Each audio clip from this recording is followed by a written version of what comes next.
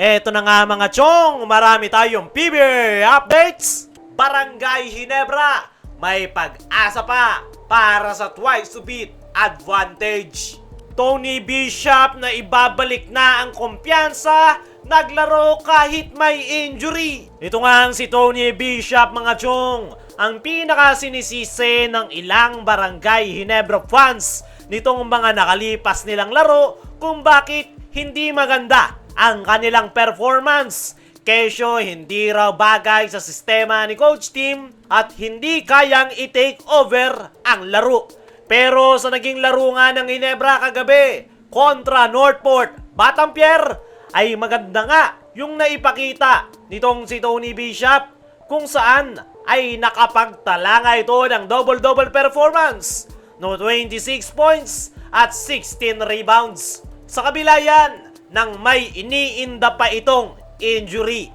Sa naging press con interview nga ni Coach Tim Cone ay isiniwalat nga nito na mayroong iniindang injury itong si Tony Bishop sa kanyang tuhod. Natamaan nga daw ang tuhod ng nasabing import sa kanilang team practice. Inamin pa nga nitong si Coach Tim Cone na inoobserbahan pa nila ang tuhod ni Tony Bishop at muntikan na nga daw itong hindi makapaglaro. Pero kinailangan nga daw nilang sumugal dahil kailangan nilang makuha ang panalo kontra Northport Batampier. At kahit may iniindang injury ay maganda pa rin ang kanyang ipinakita. At mismong si Tony Bishop na nga ang nagsabi na wag siyang intindihin. Okay naman daw ang kanyang tuhod. At mukhang magi-stick pa nga ang Barangay Ginebra sa nasabing import pagpasok ng PBA playoffs. Dahil ayon mismo kay Coach Tim Cone ay chemistry daw yung pinakakinakailangan nila para madepensahan ang kanilang kampyonato. Meron na daw silang nabuong chemistry kasama ni Bishop at kinakailangan nga lang daw nila yung i-work out. Dagdag pa nga nitong si Coach Tim Cone ay meron nga daw silang komplikadong sistema. Kaya kinakailangan daw ni Bishop na mag-grow kasama ng triangle offense at hindi nga daw nila ine-expect na agad-agad ay mapipick up ni Tony Bishop ang kanilang sistema.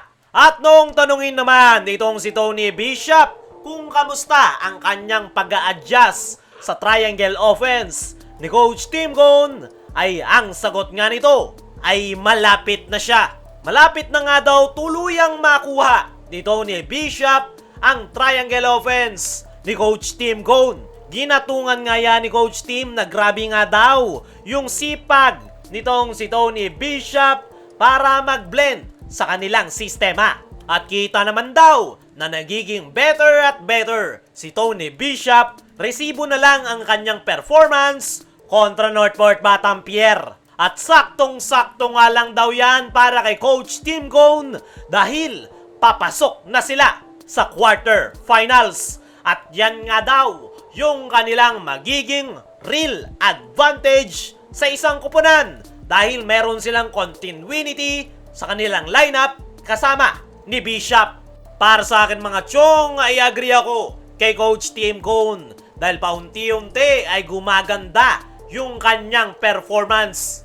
Marami siyang tutukan na tira na hindi pumapasok pero kayang-kaya yang magawan ng paraan ng Ginebra coaching staff. At kung magiging pulido na yung laro nitong si Tony Bishop kasama ng Barangay Ginebra at triangle offense ay naniniwala ko mga chong na malayo ang kanilang mararating. At tignan na lang natin kung may pagpapatuloy yan nitong si Tony Bishop. Dumako naman tayo dito sa kabilang balita.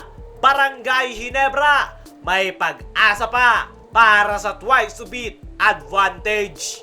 Matapos ngang makuha ng Barangay Ginebra ang panalo kagabi kontra Northport Batampier sa score na 93-103 ay buhay pa nga rin ang pag-asa ng crowd favorite para sa kanilang target na twice to beat advantage. Kasalukuyan nga sila ngayong nasa 5th spot at marami pa nga po pwedeng mangyari at malaki pa yung chance ng Ginebra na makapasok sa top 4 na mabibigyan ng twice to beat incentive. Meron pa ngang huling natitirang laro ang Barangay Ginebra. Yan ay kontra LX Road Warriors. At napaka-importante ngang maipanalo yan ng kupunan ni Coach Tim Gon dahil dyan nakasalalay kung makukuha ba nila ang twice to beat dahil may chance pa nga na bumagsak pa itong Phoenix Super LPG kung matatalo ito sa kanilang natitirang last 2 games.